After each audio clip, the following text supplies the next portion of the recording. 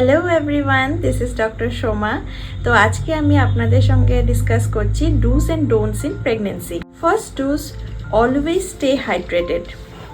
প্রেগনেন্সির সময় আপনাদের ওয়াটার ইনটেক ইনক্রিজ করতে হবে। Minimum 3 to 4 litre of fluid intake আপনাদের ইনক্রিজ করতে হবে। তাহলে কি হবে, আপনাদের যেটা প্রেগনেন্সির সময় হরমোনাল চেঞ্জেস হয়ে থাকে, সেই চেঞ্জেস যেমন গ্যাস্ট্রাইটিস বা কনস্টিপেশন হয়ে থাকে অনেকের, সেগুলো সমস্যার সম্মুখীন কম হতে হবে আপনাদের। সেকেন্ড হচ্ছে আপনাদের স্লিপ সাইকেল মেনটেন করতে হবে। আপনাদের মিনিমাম 10 আওয়ার্স স্লিপ আপনাদের 24 আওয়ার্সে নিতে হবে। দিনে 2 ঘন্টা আর রাতে 8 ঘন্টা আপনাদের ঘুমোতে হবে। ঘুম না এলেও আপনাদের অ্যাটলিস্ট রেস্ট নিতে হবে।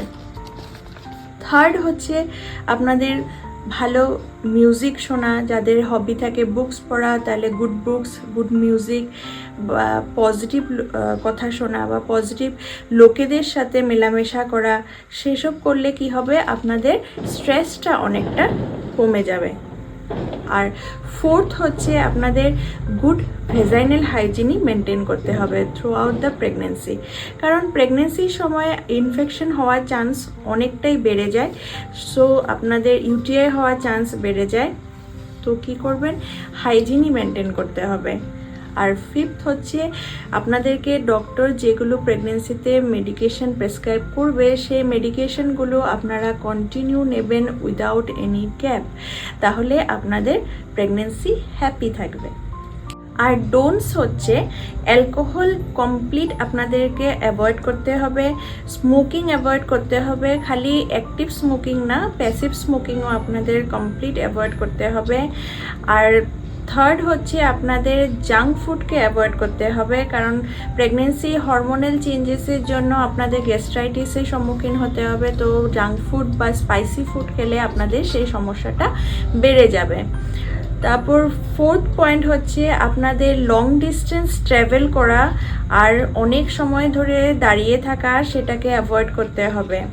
লং ডিস্টেন্স আপনারা ট্রাভেল করতে চাইলেও সেইটা আপনাদের ডক্টরের পারমিশন নিয়ে করবেন। আর সবচেয়ে সেফ টাইম হচ্ছে সেকেন্ড ট্রাইমেস্টার প্রেগনেন্সি। আর ফিফথ পয়েন্ট হচ্ছে আপনারা কখনো ব্যান্ড হয়ে হেভি অবজেক্ট তোলা, সেগুলো আপনাদেরকে অ্যাভয়েড করতে হবে। আর সিক্স পয়েন্ট হচ্ছে আপনাদের কোনো স্ট্রেস নেওয়া চলবে না, সেই সময় স্ট্রেসকে অ্যাভয়েড করতে হবে। আর 7 পয়েন্ট হচ্ছে আপনাদের সেক্সুয়াল ইন্টারকোর্স, সেটা আপনারা করতে পারেন, কিন্তু আপনাদের বেস্ট টাইম হচ্ছে আপনারা সেকেন্ড ট্রাইমেস্টার প্রেগনেন্সিটা সেফ হয়, কিন্তু ফার্স্ট ট্রাইমেস্টার না করাটাই ভালো। কারণ সেই সময় মিসক্যারেজ হওয়ার চান্সটা বেড়ে যায়। তাই আপনারা সেটাকে অ্যাভয়েড করবার চেষ্টা করবেন। So happy pregnancy and enjoy your pregnancy. Bye. আমার ভিডিও যদি ভালো লেগে থাকে তাহলে আপনারা প্লিজ লাইক করবেন অ্যান্ড সাবস্ক্রাইব করবেন আমার চ্যানেলকে। তো love you all, thank you.